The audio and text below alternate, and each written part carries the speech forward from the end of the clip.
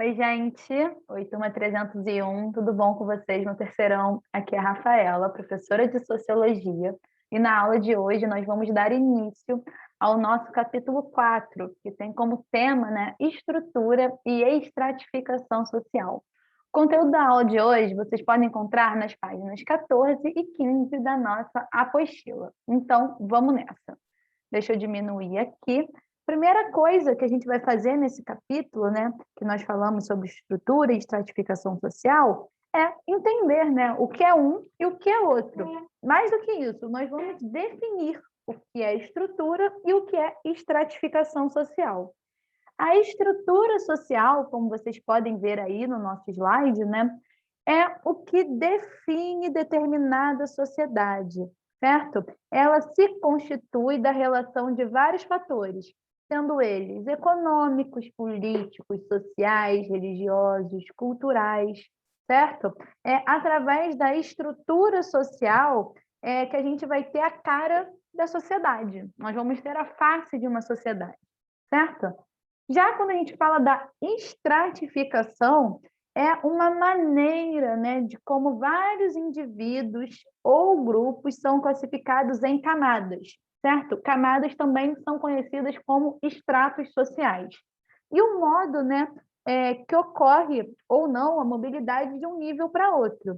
Para a gente poder estudar e entender essa estratificação, nós vamos ter que verificar como, por exemplo, se organizam as estruturas, tanto de apropriação, quando a gente fala das estruturas de economia, e também das estruturas políticas, relacionadas à dominação, que vão ser influenciados também por diversos elementos, religião, instituições como a escola, a etnia, certo? Tudo isso influencia no processo de hierarquização, tá? Então, quando a gente falar da ideia de estratificação em camadas, em estratos, vamos lembrar de hierarquia, tá? Semelhanças e diferenças produzidas pelos processos históricos vão influenciar diretamente na estratificação social. Beleza, gente? Aí, depois da gente entender, a partir do momento que nós já estamos dominando o que é uma estratificação e o que é a estrutura, nós vamos entender as sociedades organizadas em castas, certo? O que é isso? Basicamente, é uma configuração social baseada na hierarquia proveniente de religião, etnia, cor, hereditariedade e ocupação, certo? Dessa maneira, nós vamos definir a organização de poder político e também a distribuição da riqueza gerada pela sociedade, certo?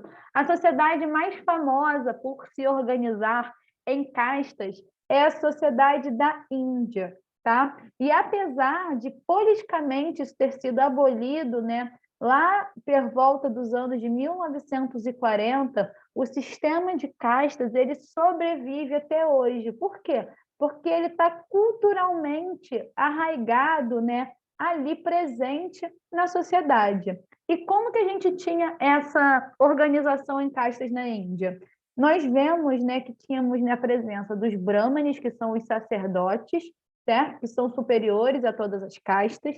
Nós temos os kshatriyas, que é a casta composta pelos guerreiros, formando ali uma casta intermediária que se encarrega tanto do governo quanto da administração pública.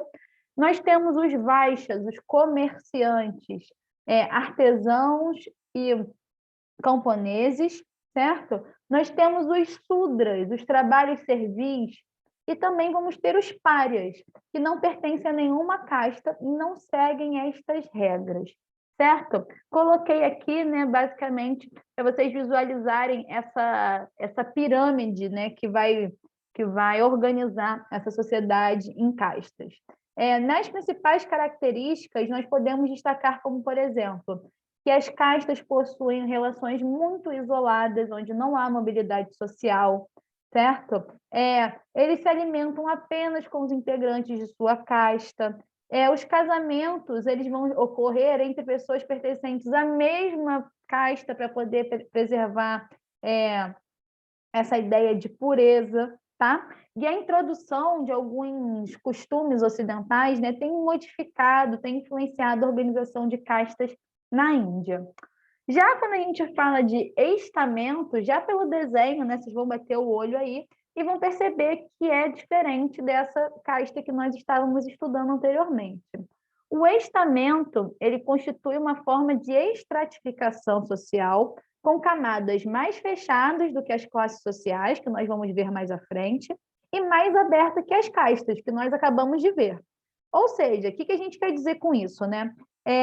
Os estamentos, eles possuem maior mobilidade social que nas castas e menor mobilidade social que no sistema de classes sociais, certo? Então, quando a gente falar de mobilidade, né, a gente está falando de uma organização intermediária entre castas e classes sociais, tá? Aqui, nos estamentos, o indivíduo, desde o nascimento, ele vai ser obrigado a seguir um estilo de vida que é predeterminado, reconhecido por lei e ligado à ideia da honra, tá? É um tipo de estratificação ainda presente em algumas sociedades, e o rei da França, né, o Luís XVIII, foi o primeiro a introduzir esse tipo de estratificação social. O sistema feudal é o mais famoso, né, que se organizou dessa maneira, tá? Vocês conseguem ver aí na nossa ilustração como que isso acontecia, né? Nós tínhamos 3 estados: a nobreza, o clero e o terceiro estado, que era basicamente, né, ali de servos, comerciantes, trabalhadores, camponeses. E o que acontece? O que identifica, e principalmente o que diferencia um estamento de outro, é o conjunto de direitos e deveres, mas também de privilégios, atenção, né, a ideia do privilégios, e as obrigações que são aceitas como naturais e são publicamente reconhecidos, mantidos e sustentados pelas autoridades oficiais e tribunais. Ou seja, essa sociedade ela consegue se organizar e se manter assim porque ela é reconhecida por lei, né? A sociedade ela mantinha essa organização, ela assegurava que essa organização ela seria mantida, né? Aí, dentro do sistema feudal, a gente vai ver, né, que nós tivemos diversas características, né? A gente pode destacar a relação de reciprocidade, certo? Onde era obrigação dos camponeses proteger os senhores feudais. O termo estamento, até hoje, ele é utilizado para designar determinada atividade profissional, né, com regras muito precisas, como, por exemplo, militares e médicos.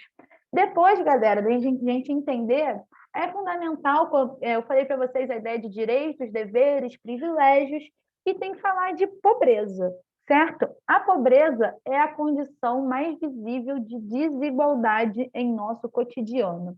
E o que a gente consegue perceber? Que essa visão, né, o entendimento do que era pobreza, ela foi se modificando com o desenvolvimento das sociedades. Na Idade Média, pobre era um complemento do rico, ou seja, para ter rico tem que ter pobre, para ter pobre tem que ter rico, tá? A condição de nascença definiria a pobreza, ou seja, nasceu pobre vai morrer pobre, nasceu rico vai morrer rico. E nesse contexto, os ricos teriam uma obrigação moral de ajudar os pobres, certo?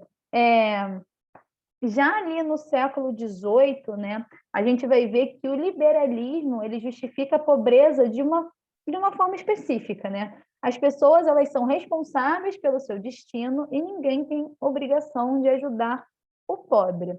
Só que, assim, né, galera, nós temos um Estado, né, aquele Estado com E maiúsculo, que nós já estudamos em diversos momentos, que arrecada os impostos e, teoricamente, eles têm a obrigação de cuidar, né, dessa população mais pobre, certo?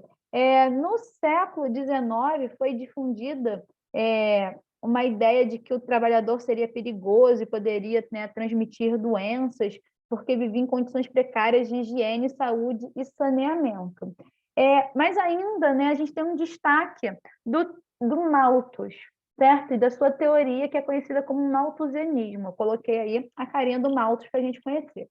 O Malthus ele era um economista britânico, pastor anglicano, e também é considerado o pai da demografia, né? O pai dos estudos da sociedade, do comportamento das sociedades. E ele é famoso pela sua teoria de controle do aumento populacional, certo? E essa teoria que é conhecida como o malthusianismo. Basicamente, o Malthus ele dizia que toda assistência social aos pobres deveria ser repudiada, ou seja, deveria ser banida, porque essa assistência social faria com que os pobres tivessem mais filhos e isso acarretaria, né, ao aumento da miséria.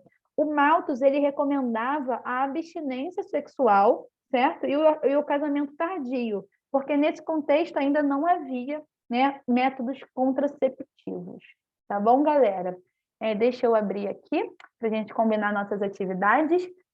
Eu quero que vocês façam, né, para a gente poder fixar os conteúdos da aula de hoje. O questionário número 6, vai estar na página 15 do nosso material, e teremos a atividade evolutiva número 1, referente ao conteúdo do capítulo 4.